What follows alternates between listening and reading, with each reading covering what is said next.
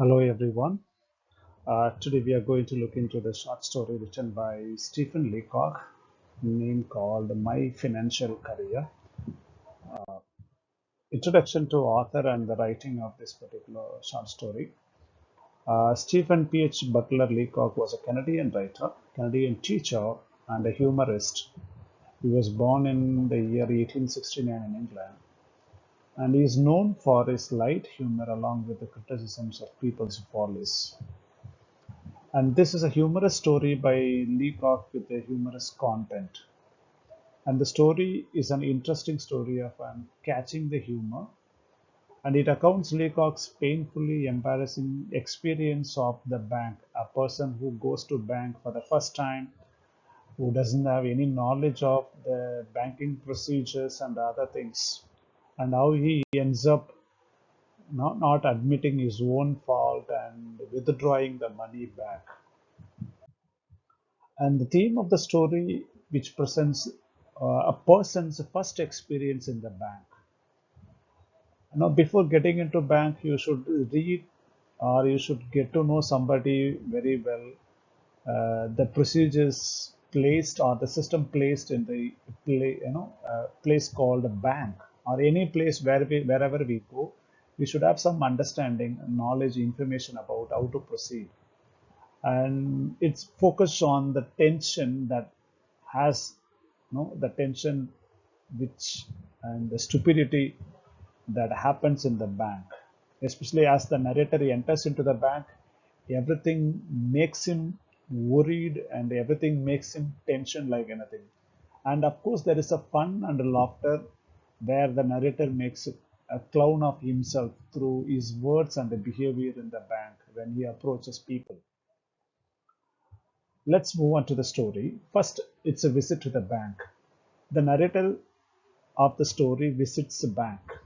When he goes to the bank, he feels nervous and he is afraid of things that are placed in the bank. And the bank, the clock, the wickets, and the sight of the money, everything that creates a kind of a horror in the mind of the narrator.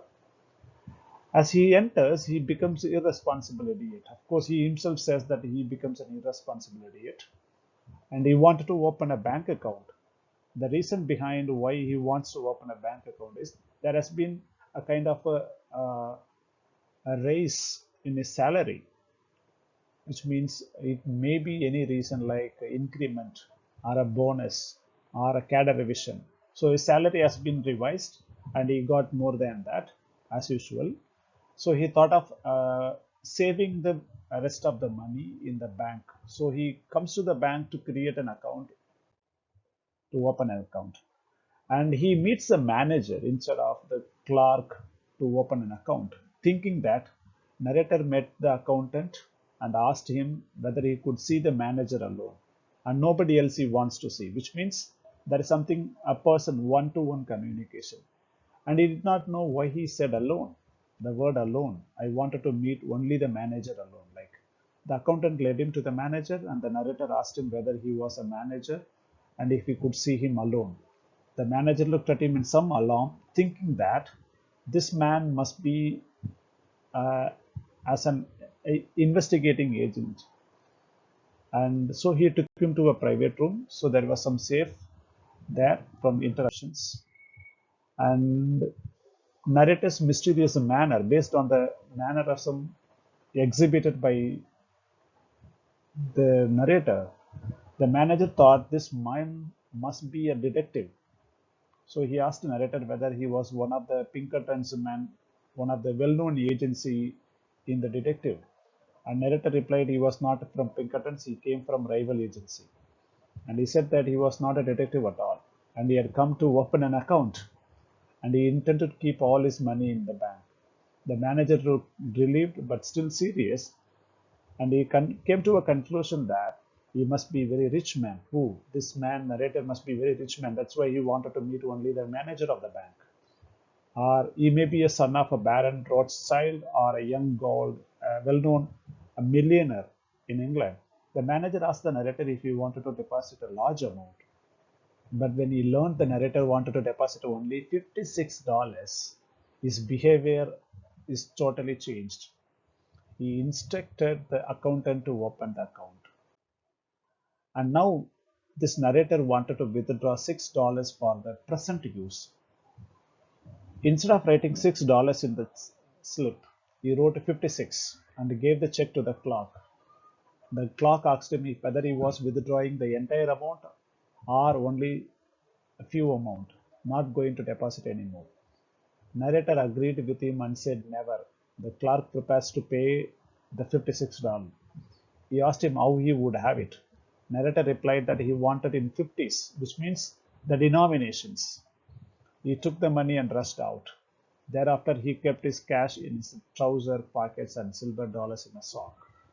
So when he by mistake, he made a mistake while writing the withdrawal slip of instead of $6, he wrote by mistake $56. At least he should admit that, sorry, I made a mistake. I do not know. Then he should have done it.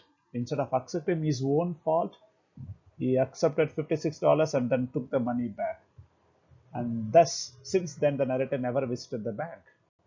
Thus, the financial career of the writer came to a premature end. And to conclude, this man failed because lack of care from the people in the bank and his shyness and pride. If you want to learn, you should get away from the shyness.